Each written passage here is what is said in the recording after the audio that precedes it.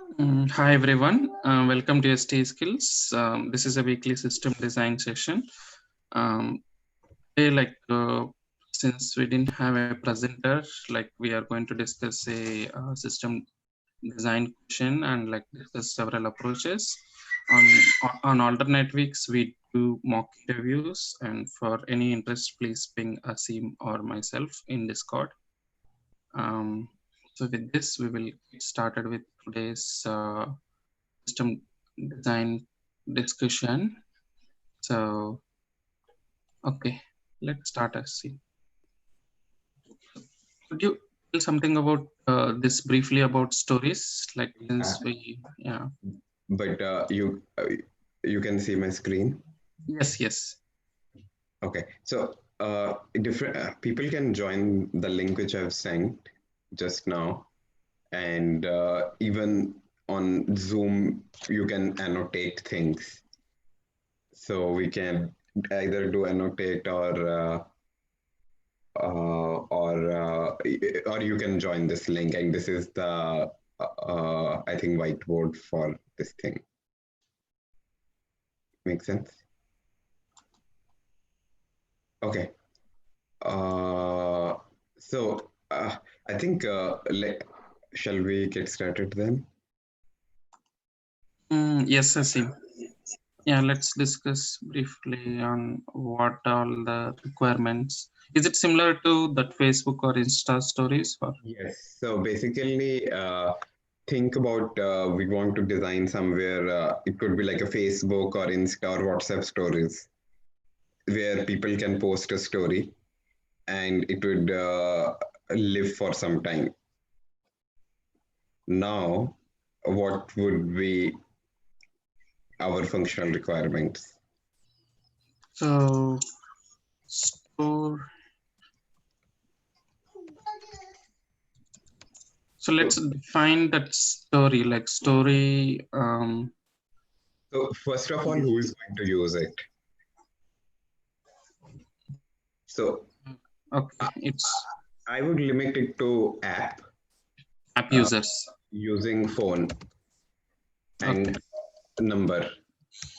So then it will become as good as you have a phone number and phone and app. You can use it, and then I'm launching a new app which is similar to Snapchat, and only with people who can have a phone and a number and app could use it. Having a browser based or login based is not in scope for now. Okay. So only app scope. So this is my customers I'm going to target. So second thing, so generally how I generally start with who is my customer and whom I'm going to solve this problem for. So these are the people who I'm going to build and solve a problem. And now if I post a story, who can see my, so basically I can only share with my contacts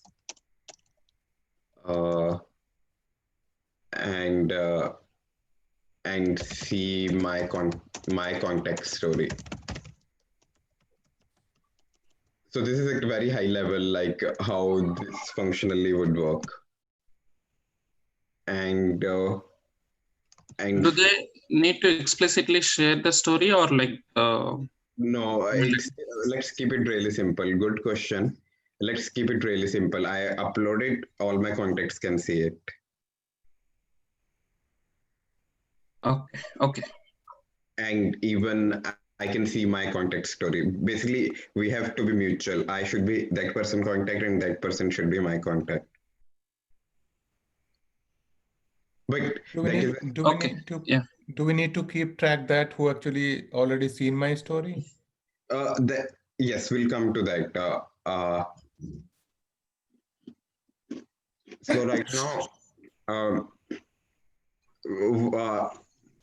what kind of things I can upload?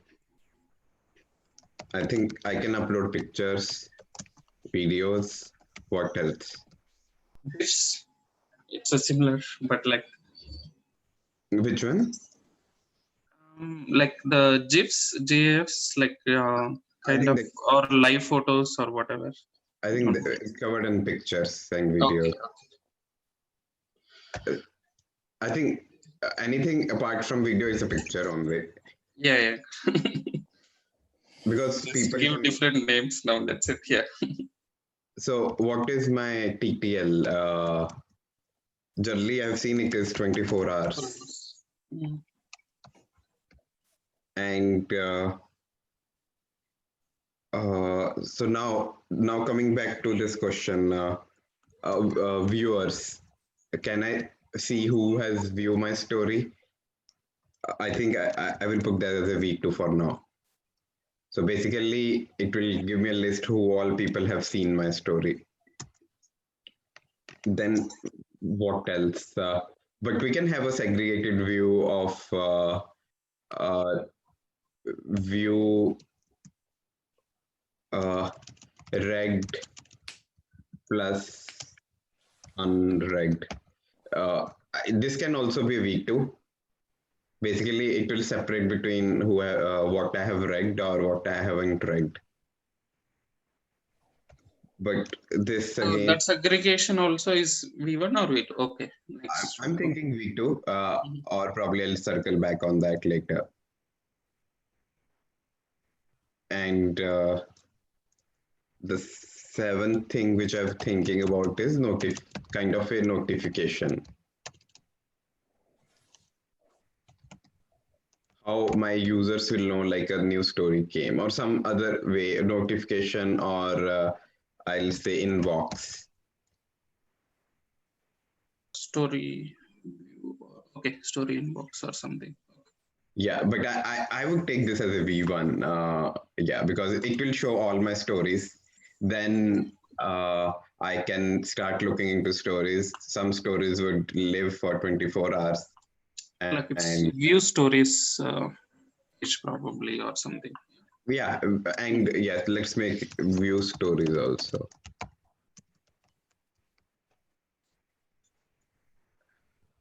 And this is upload. And no limit. User can go any number. And creating a story would involve typically selecting few pictures or like some video, or like there's a possibility, right? Like, do you want to offer that? Which one, Naga? Creating a story. Yeah, we can pixel different many pictures to make it a story. So every single picture is a story. Okay, I thought like maybe a collection becomes a story, like you can just... So collection is something like things keep on coming and going. So that's what I was. So can you see an example or yeah. like? So I think in this question of visualization could be good. So basically what we are thinking, if you can see my screen, this is your inbox. You will see some stories, and when you play it, when you click on that, and then it will start showing pick one. When then it will transition to pick two, and every one pick is one story. And after 24 hours, this guy can go away, but this guy can still live. So is P2 belonging to the same story or a different story? It's a separate story. Because it could not be tied to same story. Because let's say I put at T1 time, and after 2 minutes or whatever is upload time, I put T2. Generally, that's how it happens. And after 24 hours, this guy should go away. But there could be a fraction of seconds, P2 would be visible. Or might be there is a delay of P1 or to P2 upload. I uploaded P2 after 10 minutes. So although they look together, but this guy will go first and then still this guy would be there. Does it make sense? Mm-hmm. Yeah. Do we need to keep track that if user actually stop the viewing the story in between? So do we have to keep track that up to what position they actually viewed the story for a particular user? good question. V2 will not track the progress. Okay. So every time the user will start from the first picture or video. So I will put that in V2. If people want, we can make it as a V1 also, because that will be uh, so right now our core thing is upload picture, uh, show the inbox and view the story. And even this read, unread, viewers, tracking, I think could come later.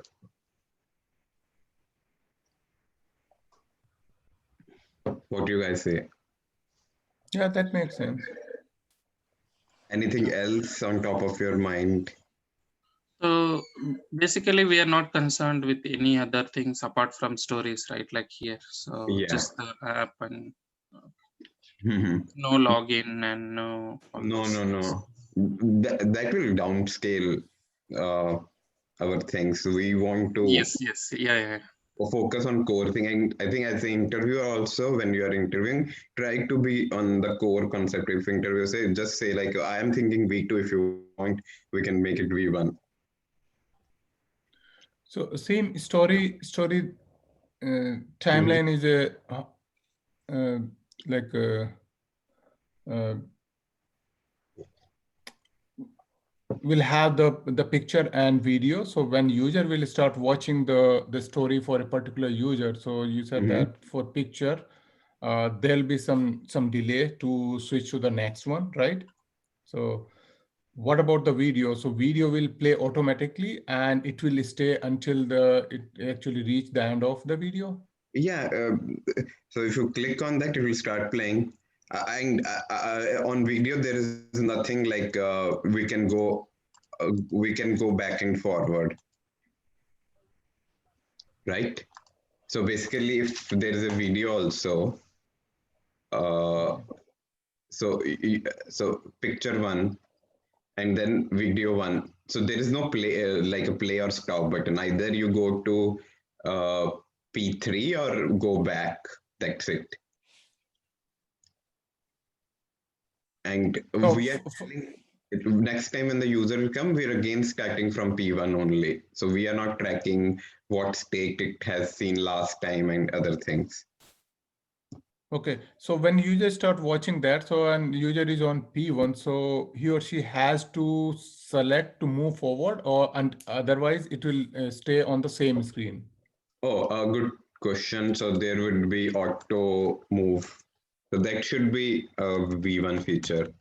So generally, Okay, so like we can say like 1 2 second or something. so Two. if it's a V1, then for video, do we have to start playing the video immediately or take user input to start playing No. Video will start immediately, but the video will when video will finish, then it will move to next one. after 2 seconds? And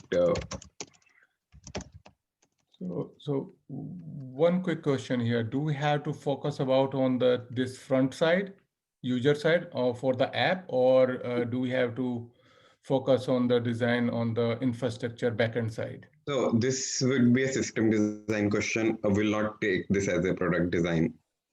Yeah, if So it's a product design, yeah, you have to go through, I think, the front end user experience, everything. hmm. So if it's a product design, then why we are worried about this timing? If it's a So system design, I mean. yeah, No, so because we have put it, we can see how when your read calls happen, what we can do best. So that's why I put it here. Okay. We might not use it, but it might be helpful when we are doing optimizations Okay. because you have a 2 second window Mhm. to bring a new content. Does it make sense? Yeah. Okay. Let's say some non-functional or estimates, let's say. So what uh, do you think could be a good estimate? I was thinking there are 1 million users. Out of that, only 1000K users active per day. 100K. Okay. Yeah, and out of that, only 1000 users posting per day, and 5 to 7 stories per user per day. I was like something that was on top of my mind. And out of these 5 to 7, how many number of pictures and video? What is the ratio? We can pick anything. It doesn't. 5:1, like some, or even less, 10:1 or something. Yeah, let's make 5:1, like 1 video, 5 pics. Okay. And is there any constraint for the video and picture quality? No, that we can decide ourselves. And generally, all these stories or things, they don't take the original quality. So we can come as part of that in our design when we are trying to do actual design. And then how many active friends I could have, that could be another thing. Friends is something we didn't define, right? Like it's basically the contacts, number of contacts. We can say like out of how many contacts are active. Okay. So though we do have 100K active user, are they actively watching the stories or just actually on the system? So they are on the app. They use their app daily. So what about the watching the stories? What is the QPS for that? Yeah, so that's what. So there are 1,000 users posting stories every day. So that 1,000 could be have different circle. Like I can only have 100 friends. Out of that, only one person is only posting a story. So we need to think about that. So I could have only 100 active friends, right? So if I post a story, only that 100 people will get notification or their inbox, although that 100 belongs to this 1000K. So you mean that on an average, there is a circle of 100 users. Contacts, like I could have 100 friends are active. So basically, all that 100 will get my notification. They will watch it or not watch it. That is up to their thing. So out of that, so notification is one thing, but how many out of 100 actively watch per day? Yeah, out of that, I can say 10 people are only watching. So now we can do math. Okay. So I could have 100 contacts which are active, but they are not bothered. They are not going and watching stories. Only 10 of them only bothered about looking things. Or we can even make it simple for now. All 100 are watching my stories. All 100 active friends, 100 are watching my story. Okay, so should we do some estimation on like how much you have to have, at least like the database capacity? So here, I'm not that much bothered about database, because if you see, the major component TTL is 24 hours, so things will go away. And if you see how much upload is, we have how much we said, 5 to 7 stories. Let's say there are 7 stories per day, right? And there are only 1,000 active users. So there would be maximum 7,000 items active. And at any point of time. So that's what I'm not that much worried about the backend. Okay. based on this estimates. But like at least we should say that like we should define like the availability, Yeah. and we don't need any consistency here. So I mean, like as long as availability, I think, is important here. Consistency can be eventual. So that's what I'm thinking. So you post a story. If you it is, don't need durability to store, so it's just momentary. I mean, like at least for 24 hours, it should be there. durability should be It's there. durable, but But for for 24 hours. 24 hours for TTL, yeah.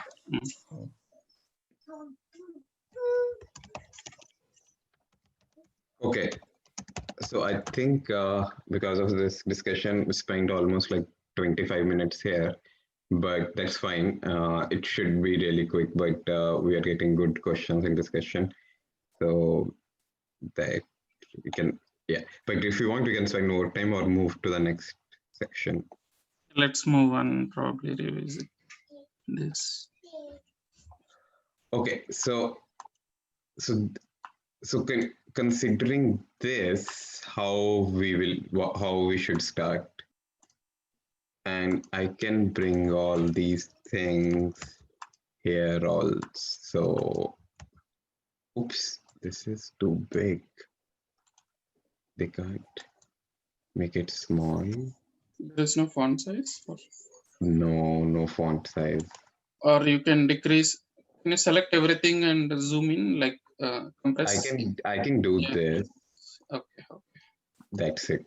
Maximum thing I can do, but yeah, I can make it. You people able to read it, right? Yes, it's readable. Okay. Okay, so how we want to proceed on Let's this? do some high-level block diagram, like for the one for upload flow and view flow. Okay, so this is my app, and so I generally, if I have to do, I think about like a microservices, different system. So this could be my upload, and this could be my view or read. Or read or get or whatever, yeah. Yeah, this could be upload and entity, and this could be read entity, and then our inbox or notification, how we want to take it. High level, I was thinking like this, and then there would be some backend, and for other things like maintaining contacts, there would be admin or not even I want to call it admin, something like user, but we will not come to this. So this is a separate track, not in scope. But yes, there would be another service for managing users and other things. And yeah, so this is our backend, and now how our backend should look like. So that is a question. That's what on top of my mind. So should we, I mean, like decide, I mean, like a database, I think it's kind of a temporary. Or so do you want to do some kind of data modeling, or like, and then data modeling? Yes. If I have, maybe if we'll I, do little later. yeah, if I would do, I will just define some few things. There would be like entity thing which would have, and there would be like a user and which would have a user ID, name, and other things, blah, blah, blah. There would be a mapping table for user to user. So this is user to user mapping table, who is whose friends. It's like a many to many relationship. Okay. And then here we have entity ID. So user, Entity types, you mean the video and picture only? yeah, then type could be video or picture.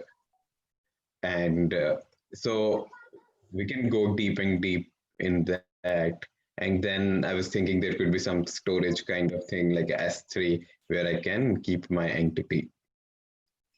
At very high level, that's what I was thinking. But when we come to this upload or read view or notification, that time we have to see. And I was thinking another database to keep the timeline or the inbox maintained.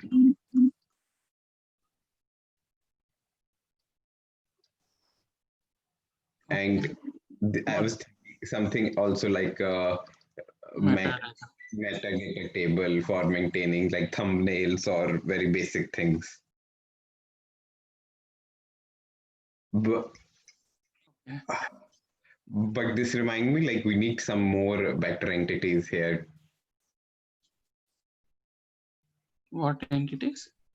Like how my metadata would look like, or what do you suggest, Naga? While doing the flow, we should be saying, oh, now my entity should look like, or beforehand only say like, oh, my things should look like this.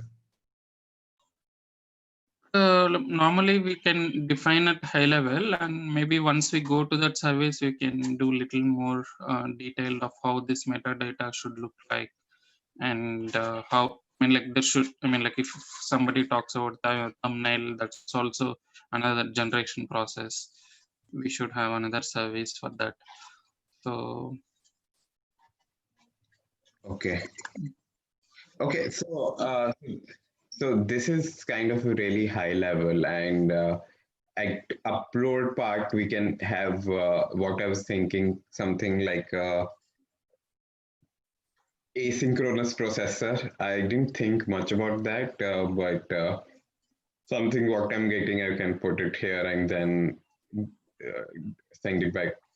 So, okay, so let's do the upload part and then let's do the notification part. And first upload only, right? So let's come to, yeah. And here we will have a post method with something like upload, and it will have some parameters like user ID and content, which we send to upload entity. So now the question is, as soon as upload entity gets the content, what it should do.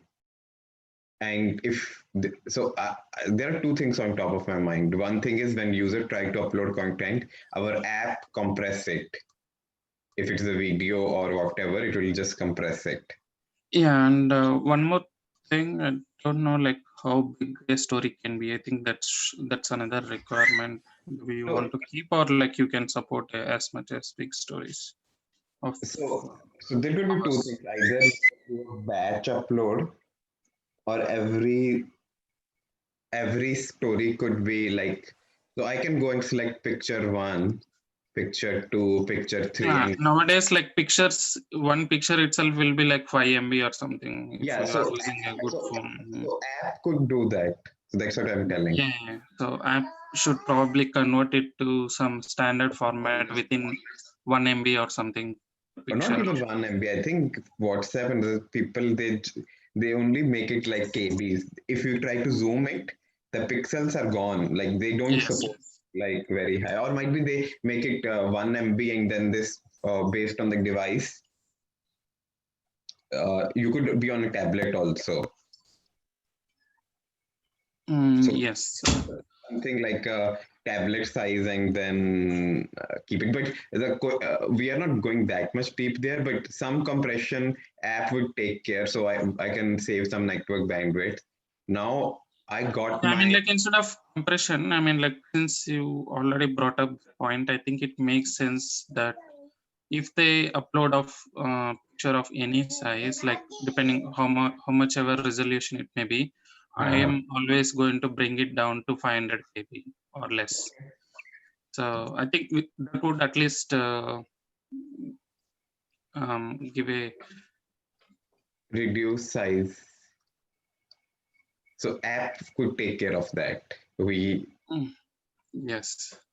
So, and for a video, definitely we cannot chunk it down. So, but the length, but what we can do is even the video resolution, I think can be brought down by transforming. So I think app won't be able to do a lot of this.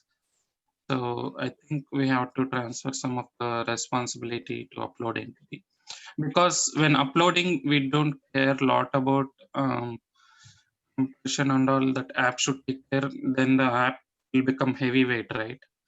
So we can offload this responsibility to upload entity, which So can send it to some other system to reduce the size and put it in database or S3 or wherever we want so to store it. so it looks like there is a provision I can select P1, P2, P3 in video one. So we might end up doing a multi-part upload then. I don't know how that works, but Yeah, it's upload will get initially P1, P2, P3, V1. So what time upload should tell I'm done? yeah. I mean, like if you leverage, I mean, like multi-part upload, and even like HTTP2 also has streaming uploads. Like it'll open the connection and continuously stream. So, but for HTTP2, even server should support it. Like since we are designing, I think that's one another optimization in So addition to multi-part. so you're referring like have a stream connection open. So that could be like a TCP or something. TCP only, yes. Yeah, so that means my server should support open connection. Okay. And so they will make a what they call TCP connection kind of thing and start uploading. And then I was thinking upload entities start putting that in a queue as soon as it gets data. Yeah. So yeah, that will scale, yes. So and maybe from queue. So basically, mhm. Yes, Naga. I think so, I saw someone posting about Celery. I don't know. It's for task management, right? What? I can't. I don't know. In the chat, someone was posting on Celery. I forgot like what that is. So okay, let's continue discussion. So And people can chime in. They don't need to even put that in the chat. yeah, it's not like 2% discussion. Like if you have something that works better here, like you can also chime in and add your thoughts.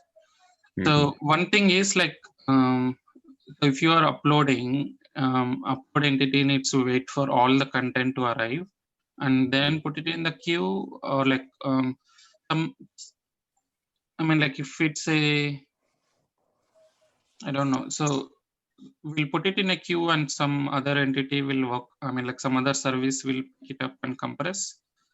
So is that what you're thinking? Yeah, so all other operations could happen. We can put that in the queue. Or queue or something like a Kafka or something. I And think probably the upload and I mean like putting every content in the queue will become queue will make, because queue always have size restrictions. So we probably upload entity needs to upload directly into some temporary I mean like storage. So it can be S3 or HDFS or something like that. So and then this, I mean like with the metadata of that location in queue, and some other process can pick it up from there and then compress it the size which we allow for viewing. so I was thinking directly putting that in some queue or Kinesis or Kinesis Firehose or Kafka, and then there is a processor which start reading it and taking some But actions. in queue, you cannot put lot of blobs, right? Like I think there is a size restriction of So the. So we for can each make it message. Kafka. What do you think about Kafka? I think Kafka also has a limits, I think. So Can we have like reference to the data and yeah, store that's that what as I a meant. task in the Yeah, so I think we need to store it in some data store and provide a reference only in streaming, because the streaming won't work, like streaming or queuing won't work good if you put blobs in it. I mean, like pictures are okay because one picture is okay, because after compressing, I think it makes sense probably to share it in a queue. But before compression, they'll be of bigger size. So I think it will become too much size, and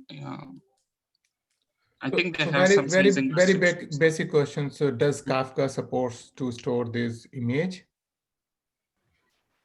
Yeah, Kafka doesn't care about that. It just stores As a images blob? like anything. Yeah.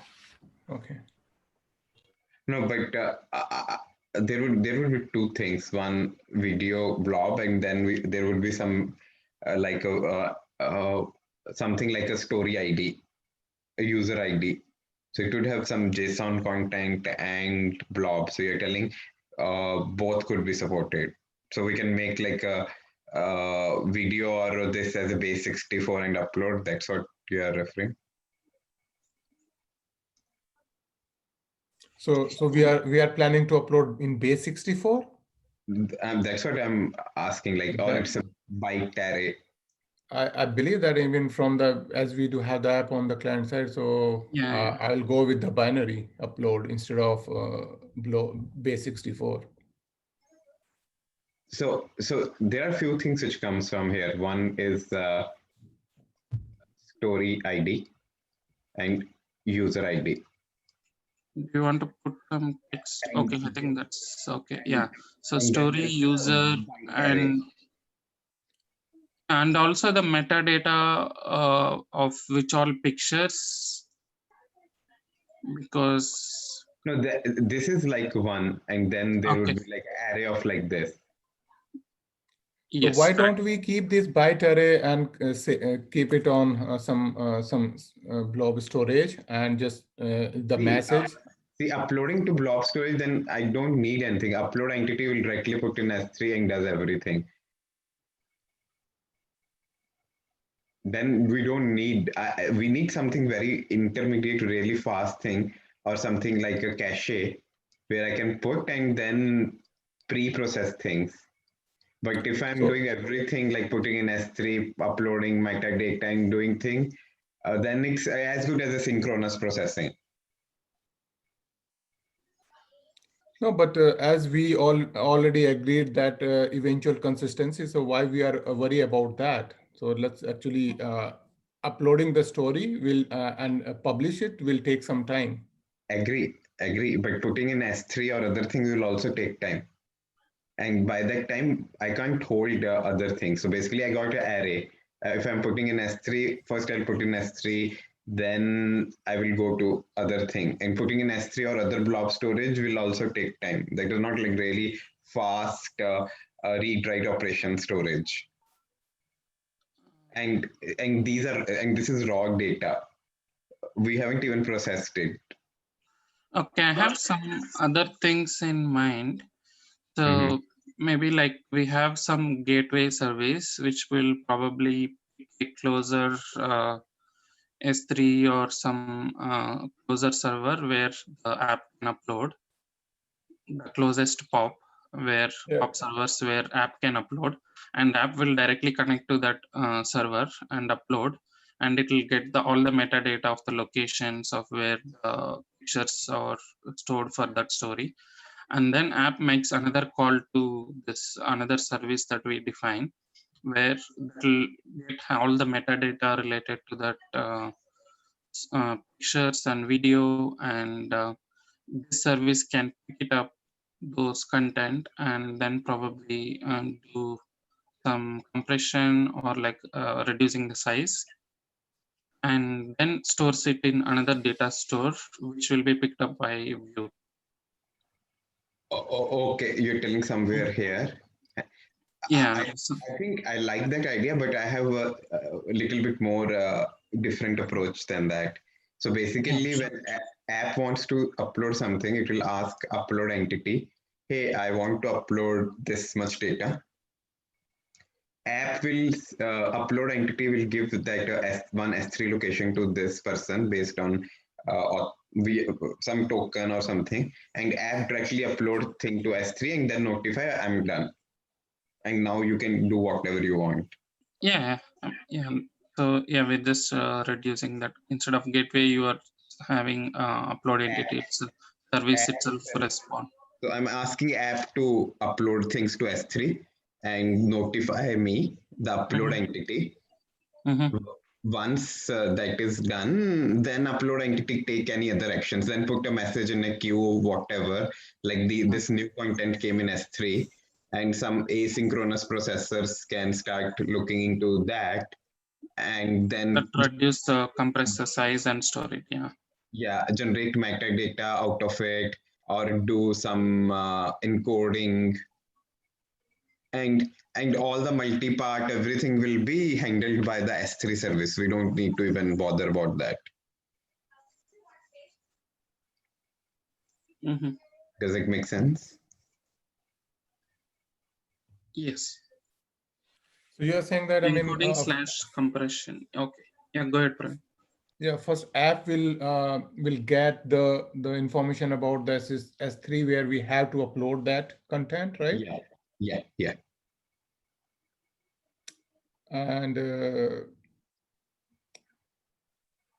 and after upload, it will notify back to the server again that I uploaded the data. Yeah. So let's say this is this is app. This is upload. So app says upload. I want to upload some stuff, and upload will talk to S3 and get some location and says, okay, this is your location. Upload your things here. So this will get uploaded, and then it will notify upload, I'm done. And then upload will go to a queue and put that all information here. And then there would be a processor which would start reading messages from here, and then even making connection to S3, and then this is our database, and then doing more stuff to the DB. That's what, like, on a sequence. It is really ugly, I know, sorry for that, but yeah, that's what I was thinking on top of my head. And I think that's what Naga was also suggesting. Yeah, even I was thinking the same. I mean, to not to keep that, and my thought process actually was different. Not to keep the byte array in the message queue. I was thinking from a storage optimization point of view that it could be possible these storage like Kafka or other are may not be optimized for to store the big data in a low. Right. Because I haven't even used Kafka for such things. I always use Kafka for messages, so I never stored any binaries there. And That this design looks more appealing to me, like bypassing that, storing in a persistent storage, and then put the message in the queue and do whatever we want to do with that data. okay, but please remind me at the end. I have a parking lot. If any cache can support it, but not now. At the end, when if you have time, I want to see if any cache could support that. Okay. Uh, So okay, I think this is good, but like, does anyone else want to share the approach, like how we can make this better? So Upload to S3. here we are doing the upload to S3 as a sync process. So this might impact our throughput. So can we just take the approach where once we get the request in the upload service, we can use the local storage to temporarily park our image or video, and then asynchronously just upload to that S3. question is again, where we'll keep it? Uh, Upload will become heavy then, because it's going to read, and I mean, like, it will become intermediary bottleneck, right, to S3. If the app is directly uploading to S3, so S3 is already a distributed data store, so it knows that like I mean, like it'll have the cross region, redundancy, duplication, everything, right? So That responsibility has been delegated to app to upload the block or the yes. binary data. But yeah, here the one thing probably upload service can do is like depending on the IP address or client region. So there could be some metadata like the S3 buckets which are relevant to that closest region.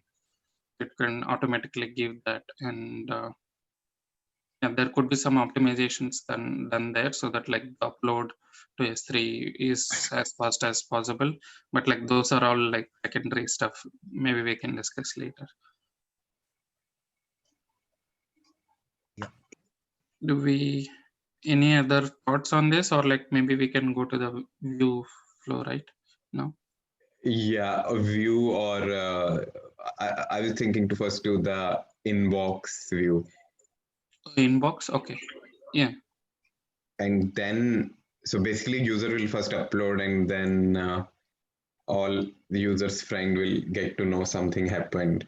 And Do you then, want to define the metadata a little yeah, better, like now, to yeah, that's make why I'm sure clear. that yeah, Yeah, what cleaning. inbox is going to pull? Yeah, so inbox flow is interesting now, how inbox would work. So that I think would be itself, because if you see in this design, there are three major components which I see: upload, view, and inbox. In a 45-minute, I don't know how much interview we'll be able to cover, but we have time now, so let's spend time and clear out our doubts. So, so currently our design is like this. So we have a queue here where we'll get messages, and then there is a processor here which will read that messages and do something. So what it will do, let's say right now it is not doing any compression or whatever. I think we want to do compression and store it, right? Like otherwise we can't pick that content. Or let's say like our app only did that for now, and it sent some optimized things to S3. So only we are now bothered about metadata and inbox. yeah, so the inbox is basically the user's view of all the contacts and the stories related from them. Yeah, it's as good as a timeline. I think Praveen mentioned in the start, like how, it's as good as a timeline. Yes. But the timeline it's is not as per contact concurrent. basis. Yeah. It is per contact basis, right? Yeah. Yeah, even timeline is kind of based on friends posts. So there is a video. I haven't seen that fully yet, but let me put that in right now for reference. So what is their idea of inbox is, if I have a user one, what happened here? Then I will keep on appending my story IDs, story ID 1, story 2, story 3. These are all IDs. And again, for user 2 also, it could be like story 2, because let's say, or story 1, let's say I'm user 0, uploaded story 1, it would end up in all my friends story 1, yeah, like this. So this is kind of a list for every story. And when we were doing metadata of story, it was like this, story 1, and then the thumbnail and other things. And yeah. So this guy location probably, or yeah, whatever related to that story where it's processed one is stored. Yes.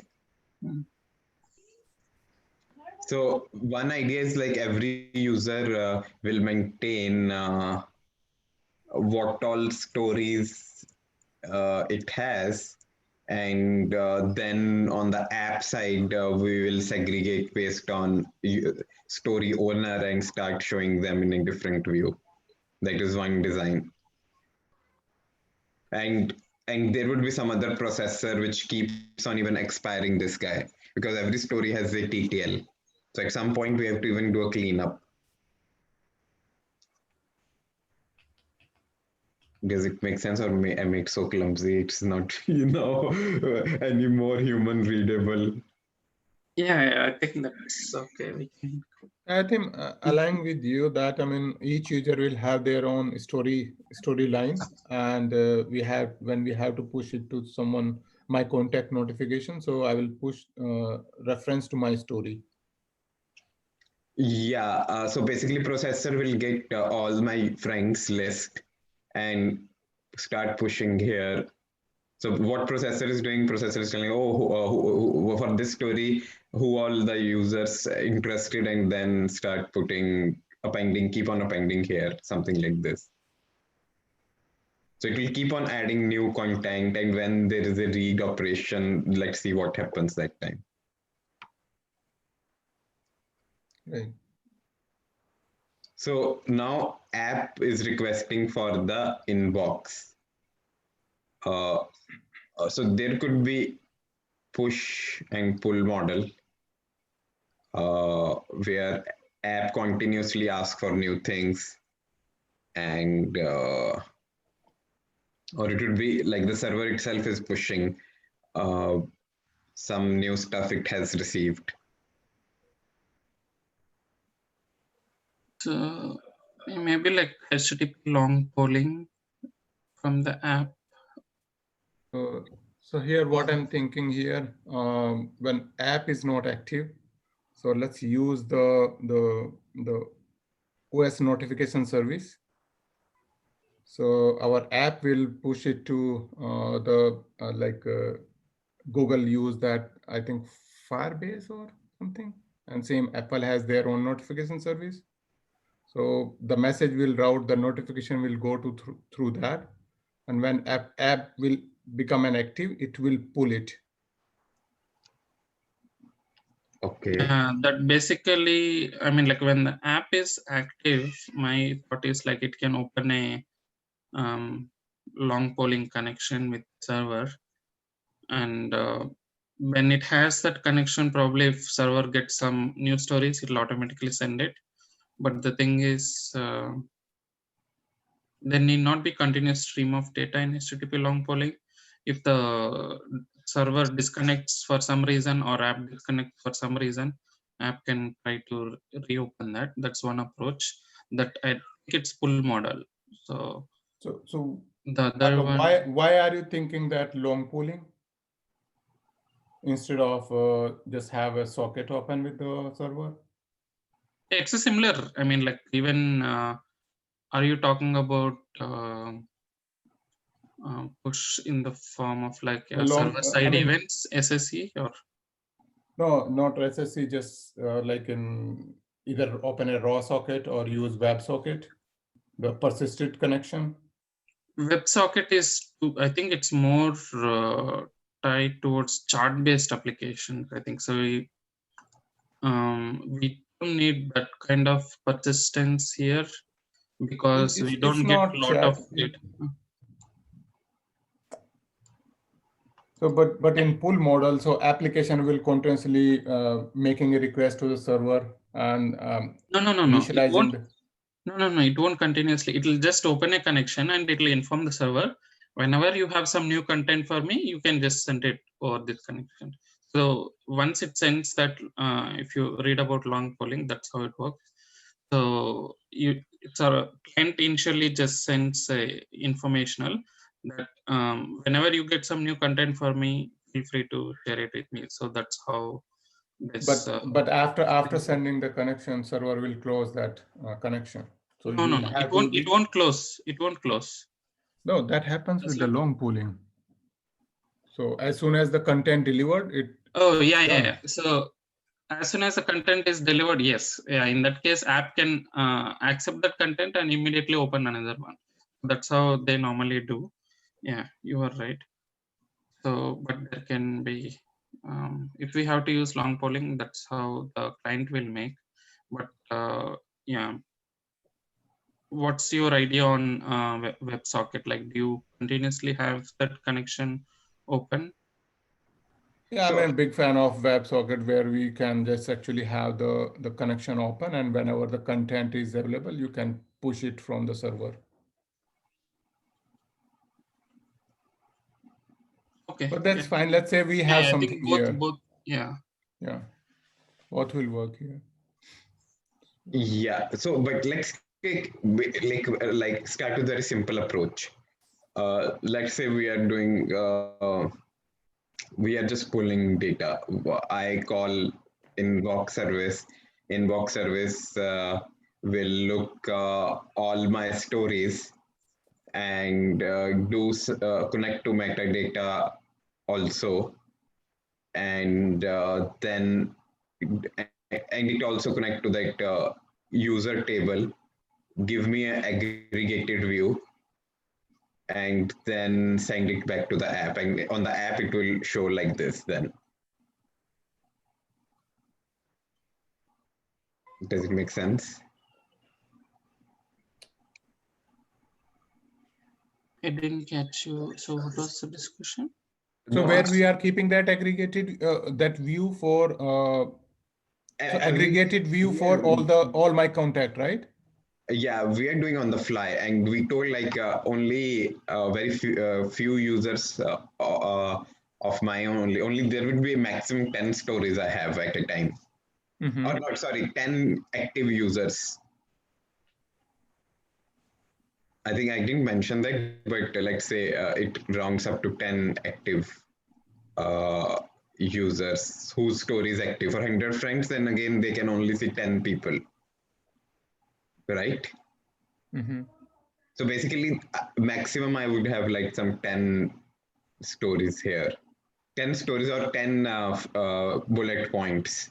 Under that, there could be multiple now. So that's So what I was. Mhm. so this is based on the assumption that like we at a time, like of all the active friends, only 10 people update their stories. Yes. So out of my 10 friends, there So in are, the yeah, worst case, it can go more also, right? Like it can go in those 50 cases. also. Yeah. Mhm. It could So 100 also. But yes, so again, there would be like 100 things happening here. But the only thing is, once the app could also do some caching, right? App could also do some TTL at its side. either TTL or maybe sort based on the whoever actually in my contact who are posted the story recently. So that will go on the top kind of thing. Yeah, the In app that could do. case, the new stories will be missed, right? Like, I mean, like, app need not be so intelligent, I think. No, Um, app could do some basic features like TTL. yeah, that is fine, No, because so server itself would inform when sending the story. This is the TTL associated to this story. So don't, I mean, like, app can automatically app needs to obey to that server, right? Like, so basically, why do we need the TTL on the client side? I mean, on the app side. So we don't need to contact server again. okay. So basically, you got a story which has only TTL 1 minute left. Mm-hmm. Now, why I should ask again server whether this is expired or not? App could take that action. Okay, after 1 minute, destroy it.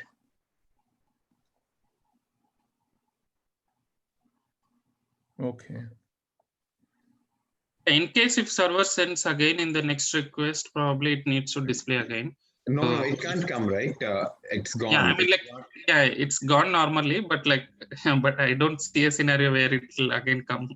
Yeah. Yeah, because everything has so this is not we can extend, or user can say, oh, please extend me for 10 more minutes. So Okay. app could take some actions here. That's what I was thinking, but I'm not still clear on top of my head how all these operations would work. So there are operation like uh, first time show inbox, right? So user just came back open the app. First time we are showing the inbox. That time this works. We call server, get an aggregated view. After that, what we want to, every time we want to get an aggregated view or we want to do optimization. So let's say we are doing a brute force. Every 1 second or 2 second, we again go back to server and get again the aggregated view and re-render it. Yeah, so So that will be more like intensive to the server to send the same content. So maybe we can have some like last state or So like one quick question here, Aseem. So do we have any plan to in what order it will display, or the server will determine the order and return the content? No, I think The display correct. or display should be on the, when you say display, like whose story should be shown first or second. Exactly, yeah. So I think that is, I would not make that much hard restriction on the service. App could decide what order it want, alphabetically ascending, descending, whatever. App could take that Mhm. action. I won't. Server responsibility is to give data. App responsibility is to display data. And app could say whether even there could be some phone which could not show, like there could be some things which are not possible. They can decide, okay, I want to skip in this way. But again, that will become a product design question. Yeah. So back to your second question. I mean, whether we have to make a aggregated request or just fetch the update only or delta. I would say that, I mean, I'll go with the second one, unless app actually merge it or update, as we app already have the TTL and all.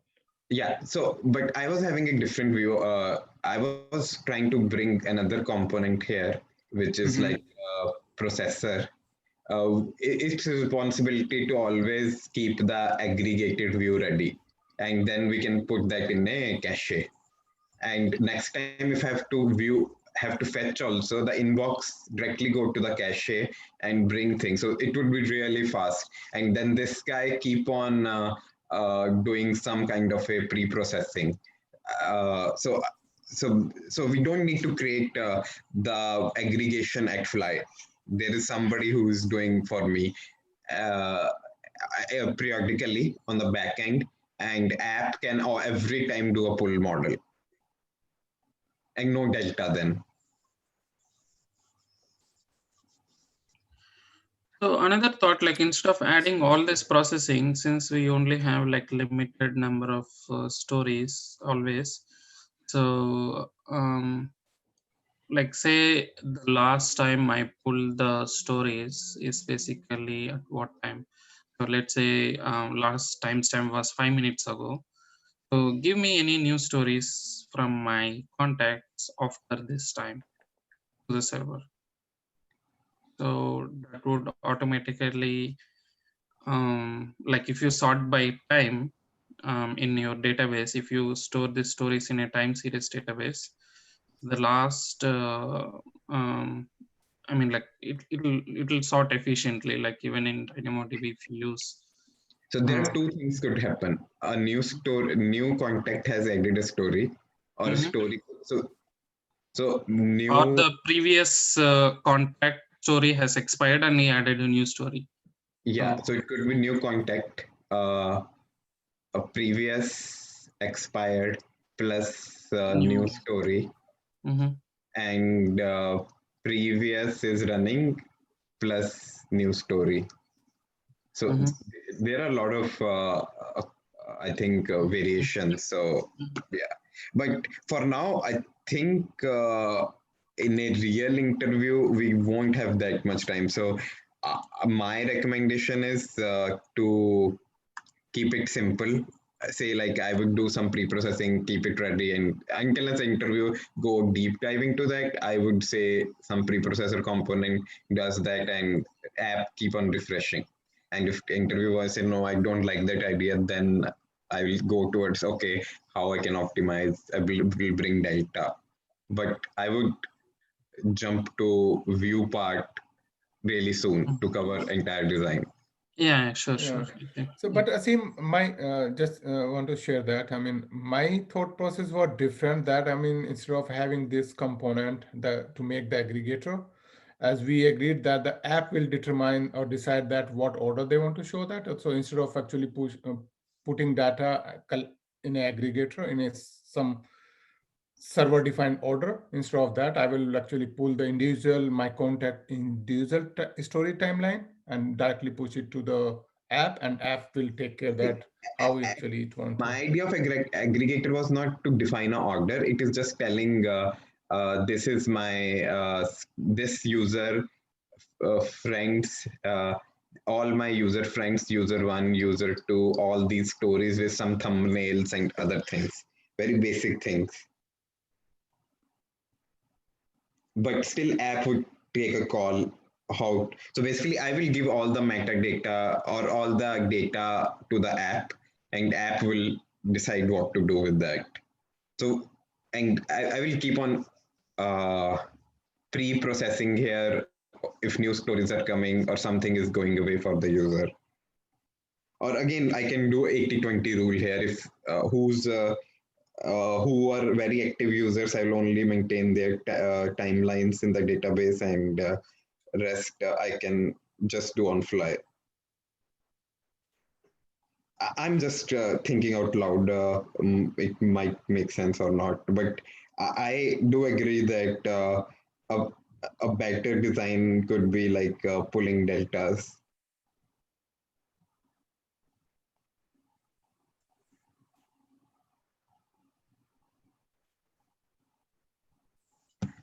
Okay.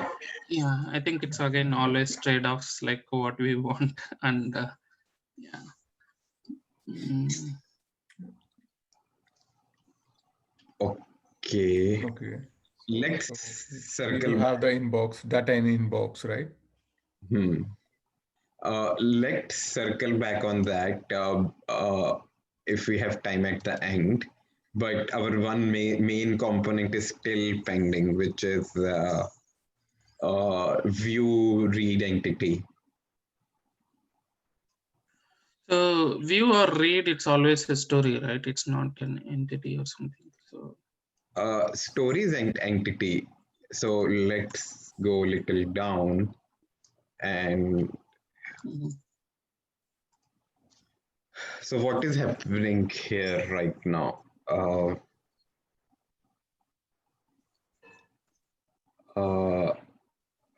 so now it is showing me something like this. So now I clicked on this. It could have story one, story two, story three.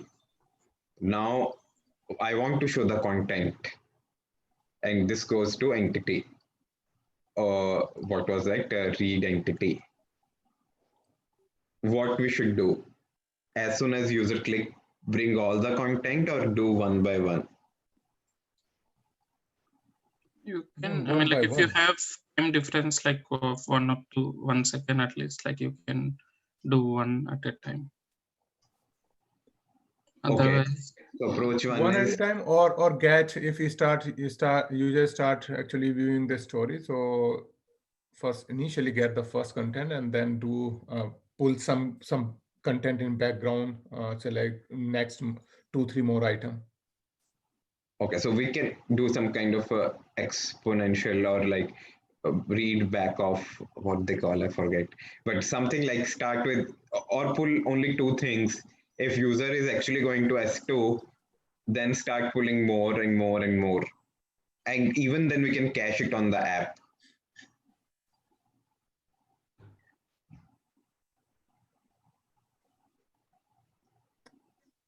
I mean, cache, you mean all that stories data?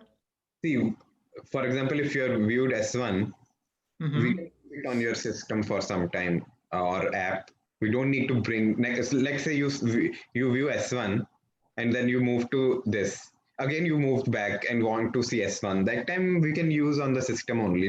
S1 is not going to change. Right. Yes. Yeah. I mean, makes sense to actually keep those story for some time. Yeah, I know it is gone in 24 hours. unless our app has a constraint running out of space or something. Uh, yeah, or something like that. But we can keep it on the user system. App could have itself a small database,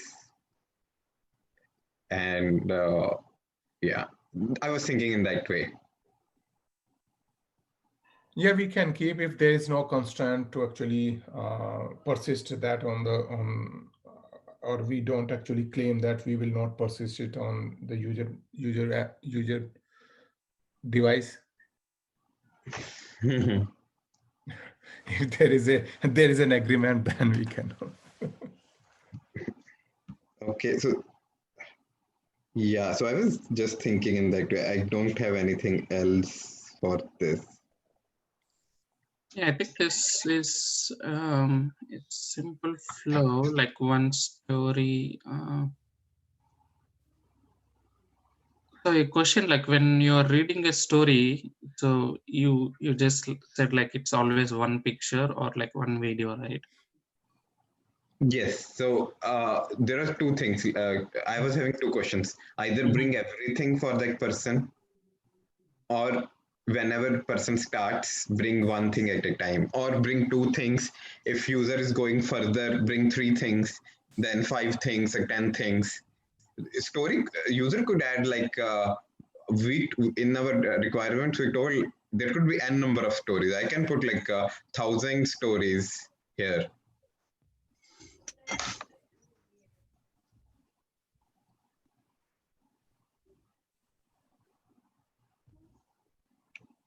Yeah, my take here is that to go with X number of stories.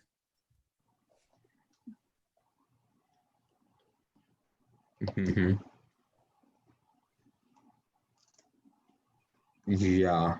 Yeah, as you raise that point that n number of stories, so there's no point to actually bring all n number of stories upfront, even though user just stop watching after the first story. Mhm.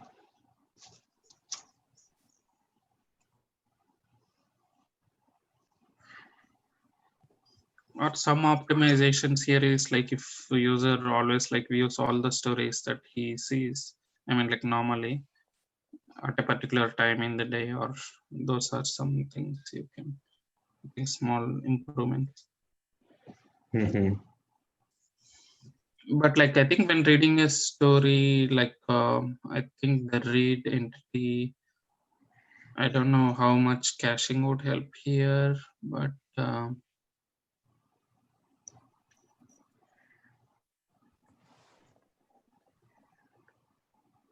on the server Caching for side, what, Naga? no, I'm just thinking like for the server side, do we need any caching at all here, or like we can always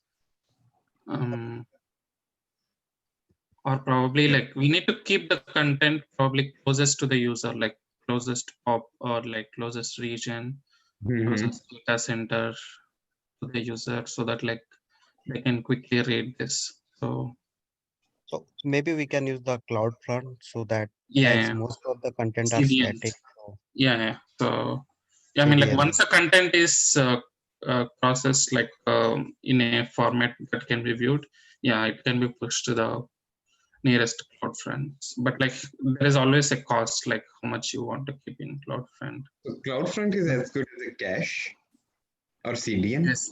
Yeah, it's the same. CDN and cloud front are same. Yeah. Okay. But again, our thing is 24 expiry, so it should go away. Yes, but the thing is like if we want to keep all users like across like all our 1 million users, like maybe if you are saying 100K users are active, for all of those into 10 stories and all those content, if whether you want to store in CloudFront or not, that's a decision we need to make. And if we say yes, CDN, definitely it will improve the latency, very minimal, but like it will have the cost, like depending on how much we use. Mhm. That's again a trade-off. So Naga, what is the difference between the Cloud Front and CDN? think it's the same. Cloud Front and CDN are same. Okay, I think we can read about that. Yeah.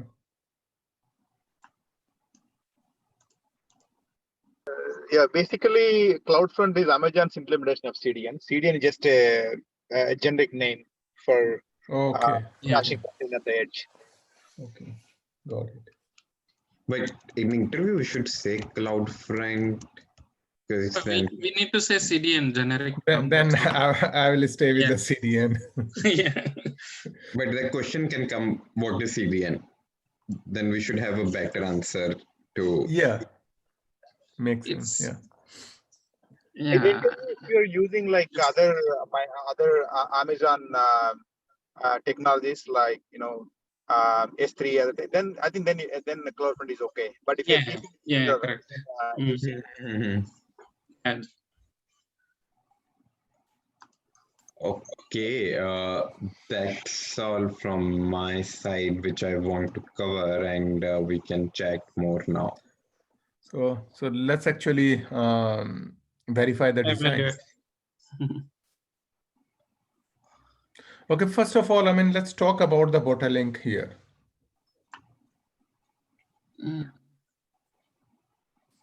Yes. So uploads entity, like we need to scale it to multiple entities. I mean, like multiple instances, so that like if not single. I mean, like everywhere, all the services, I think we need to make it distributed, multiple instances. Yeah, everything. And as the users grow, I think you need to have like different across this services deployed across different data centers around the globe, wherever the app is being used. Mm-hmm. And I don't know, like maybe you want to add a gateway somewhere, or like maybe you're directly, I mean like so that the app knows which nearest service to talk to. Mm-hmm.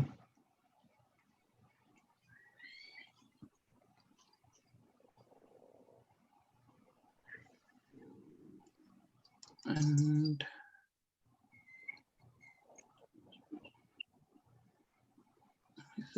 is the processing node, I mean like processing node can scale depending on it can scale based on like how much fast I mean like queue is being flooded. So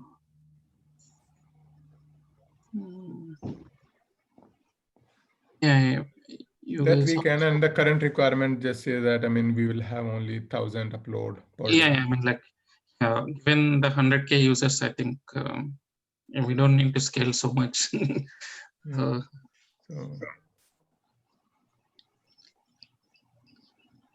And database, like for metadata, I mean like we didn't decide which database, but like I think both NoSQLs and SQL, both of them will be good. Yeah. I mean like SQL also is good for metadata because it's more structured, but like even NoSQL also is good. So I sent that video in the chat. So they're using DynamoDB. So if anybody interested could see that video. Store video contents or just the metadata? No, this all metadata inbox and other thing. Yeah.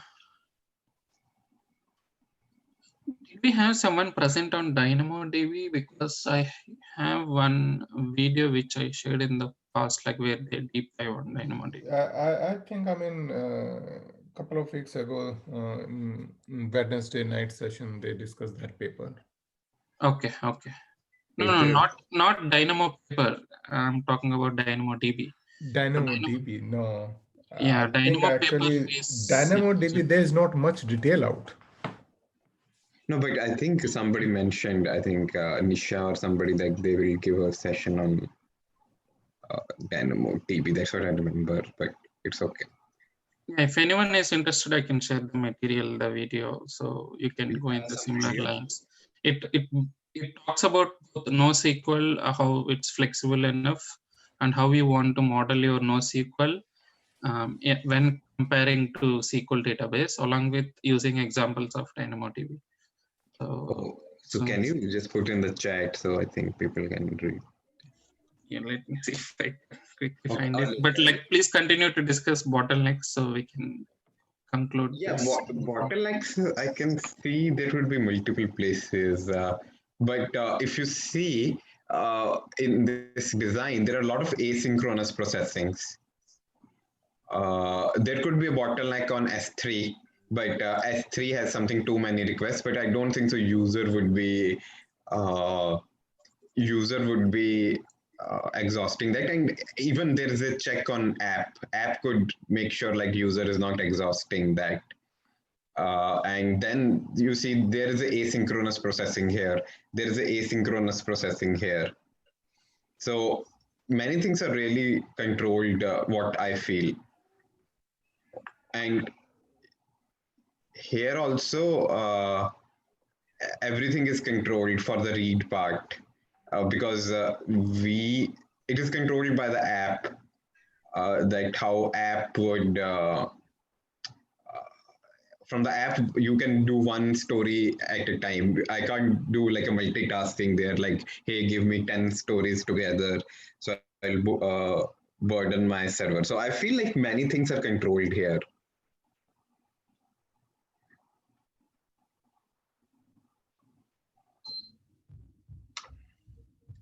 Any opinion or comment? Sorry, could you repeat again, please? No, I was telling many things are controlled here in a very controlled fashion. If you see this thing, the S3 upload, app is initiating S3 upload, and even the pre-processing is asynchronous, and even creating the stories is the aggregation is pre-processing controlled way. Even from the app, the reading of the read part is very controlled. So many things are really controlled here. It's not user can abruptly do things.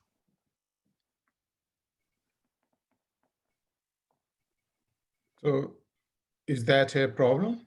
No, I'm telling it's not a problem. Oh, okay. To say to find a bottleneck here. Yeah, I do agree that. I mean,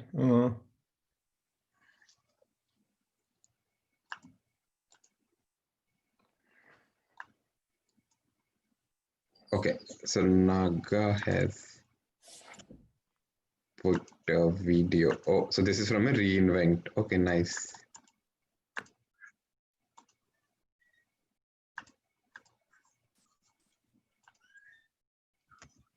So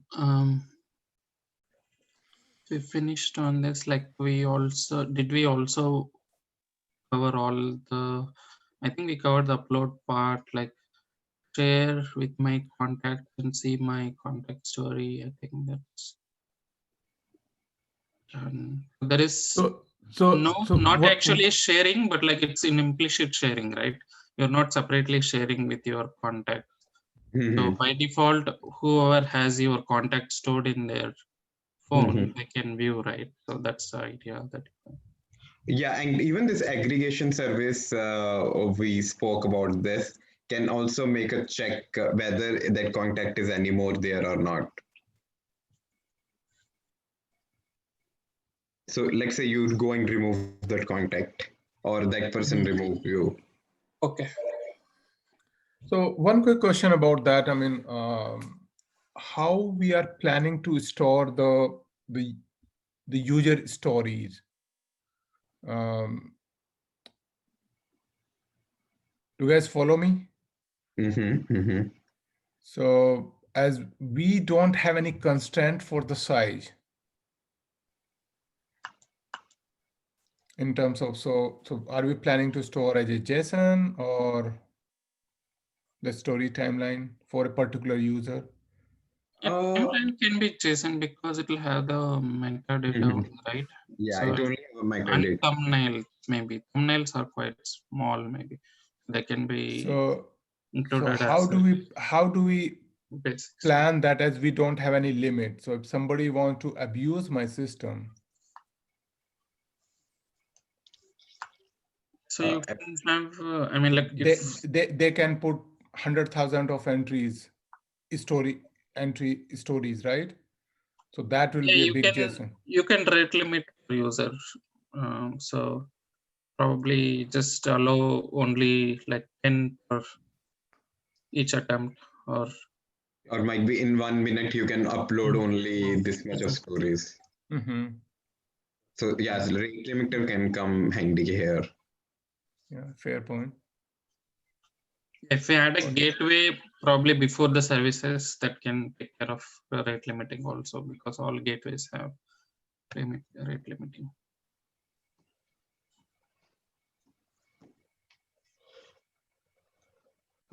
Yep. So Okay. we did not talk about the it's not in the requirement, but I think that is expected. We did not talk about the cleanup. So cleanup aggregation could even do that. Wait, Or so I wait, I think it depends on the, I mean, like if you have a service, if you are using the DynamoDB for metadata, if it automatically supports the TTL and it can spin up, if you enable the stream, I think you can get an event for that. yeah, Act accordingly to clean up Oh, in you're the telling- data store also. But that depends on how we are keeping the data in DynamoDB. If one story per record, or we are actually keeping the story timeline there. No, Yeah, I think so it should basically your metadata looks like this, S1 and other things. And then my inbox looks like user one, it has S1, S3, S4. I think what Naga told, as soon as this guy gone, there's a TTL, it do a stream, and then there could be a Lambda in between, which will notify here, and here we do some cleanups and then start removing things. Or don't yeah, it can actually remove in the probably storage and send a notification to, or like aggregation. I mean, like it updates metadata. Or we can keep it here and after 24 hours do a cleanup job and do some stuff. Because we have a lot of checks. Our app is doing a check. Our aggregation can do a check. No, that aggregation will, because we introduce the aggregation as soon as there is a new story. So somehow the aggregation will get the notification and it will actually update the Check this data. So aggregation is creating a big payload for me. And in that, it will also check if something is gone and if something is added. That was I was thinking. So aggregation can even validate which things are gone. Yeah, that's what I'm saying, that I mean, as soon as something changed, whether a new story added or removed, so there will be a message corresponding to that, and based on that, aggregation will take an action to update the timeline for that user. Yeah, that can be done. Yes. Yes, that can be done. But yes, a lot of things are asynchronous. So we told like we don't want high consistency, so that is fine. But one final check the app is also doing. Or let's say something got messy and we got things back. So app can do the final check. Before displaying that to user, it will check that it's all. Yeah, Okay, so let's talk about that. Okay, app is doing that check. So how No, app I'm not telling app is doing that. I'm telling like app could also do one final check. Is it like, I think app doing a final check internally, or are you saying by contacting some? No, internally it knows the payload. Yeah, TTL. Yeah, it can. Yeah, so my question is that app may be, so how we want to track the time here. Because app may be in different time zones, server may be in different time zone. Everything will be stored in UTC. UTC, okay. Yeah. And app would check what is current UTC and do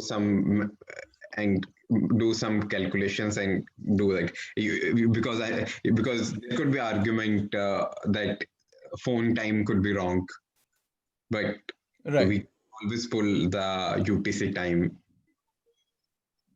And whatever time will come for that story, so it will convert into UTC and then check that if whether it's expired or not.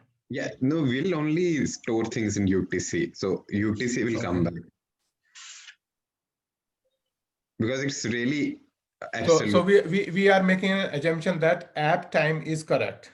So app is calling. I mean the device time is correct. No.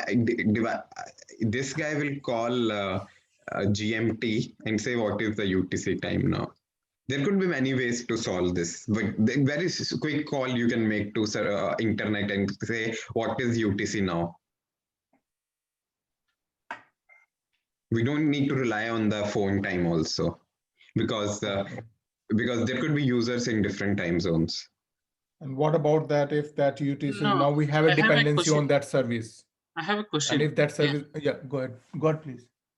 So irrespective of the time zone, if the server says like when I'm providing you a story, keep this for 24 hours, so equal to that so many seconds, so just a relative one, not the time zone.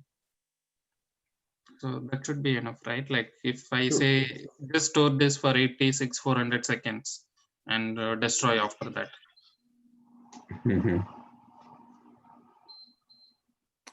That should so right. Okay, so what will happen, let's say if the story is deleted from the user timeline and there is the message was posted in the queue to update the aggregator, and by that time updater did not actually the process that message, and user made a request to the story timeline, and now user has the story which has been removed. Okay, I mean, like I think this case is going really deep into corner cases. Yeah, I mean, like this cases can occur, but like in the worst case, I mean, like if the user has already viewed a story. I'm just doing the brainstorming here. Yeah.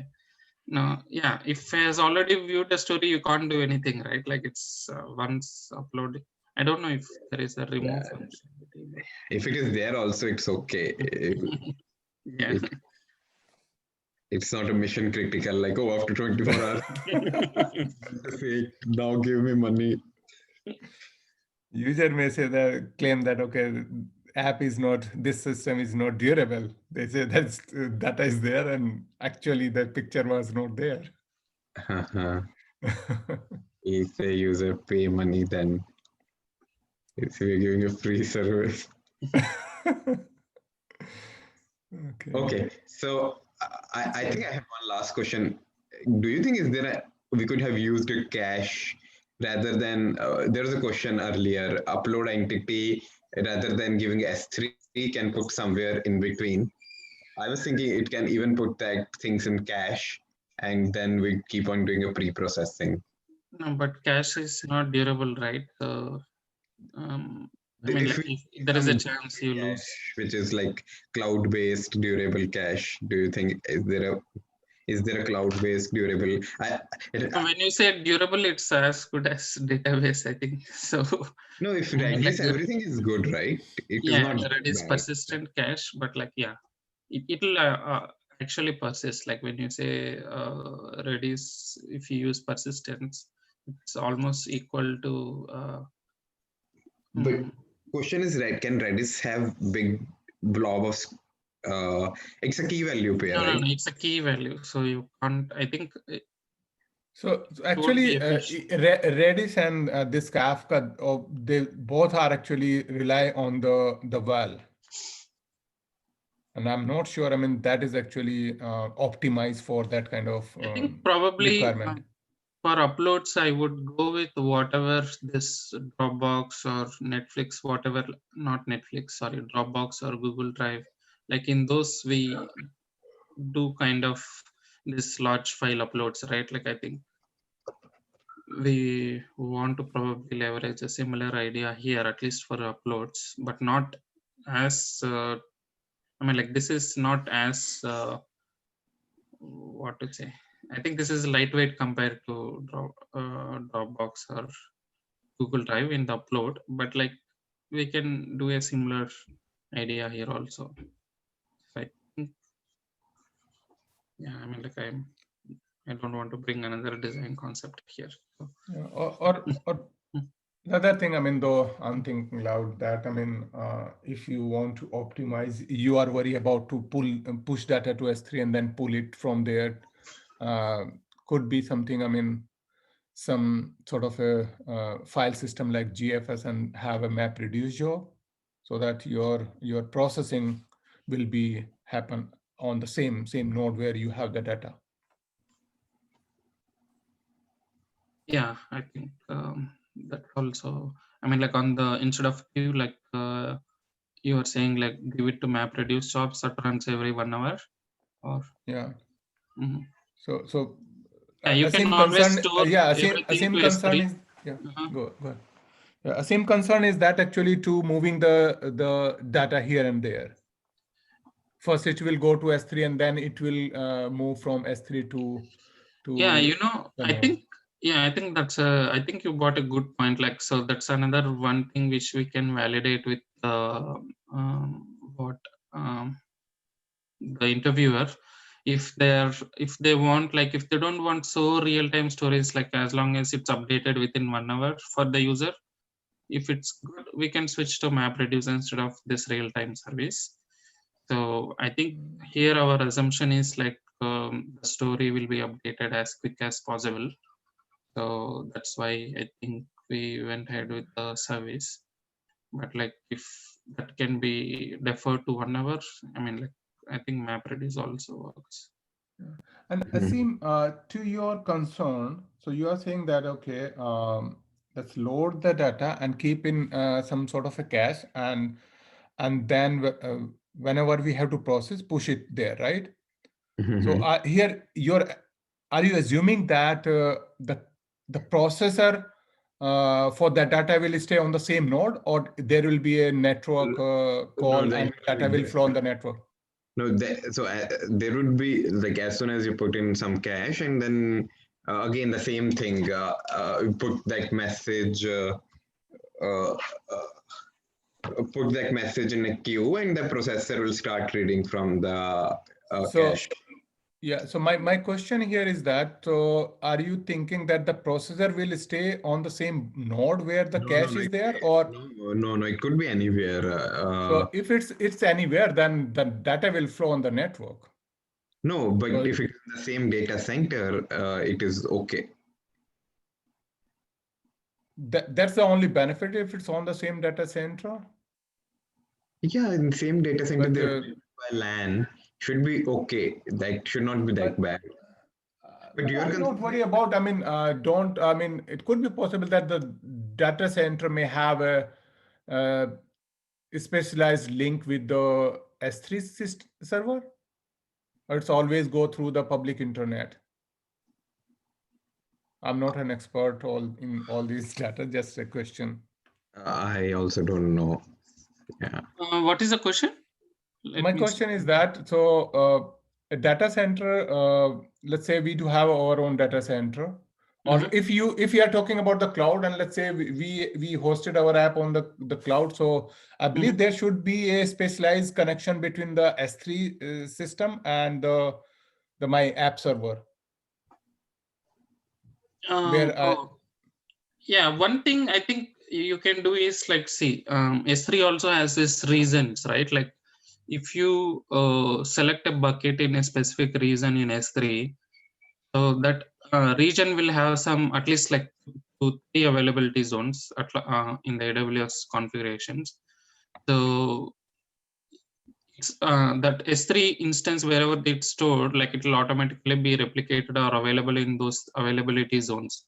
So if you have the same, if you have your service hosted in an EC2 or like through let's take EC2 within the same region. So it will also be hosted in one of those availability zones. So it can talk with very minimal latency because the servers will be local. Okay, got it. So then, I mean, I'm not concerned about that. What Aseem raised. Yeah, I mean, like if we host that service in an EC2, like all within the same region, I think there is a minimal latency even for the upload entity to read the content from S3.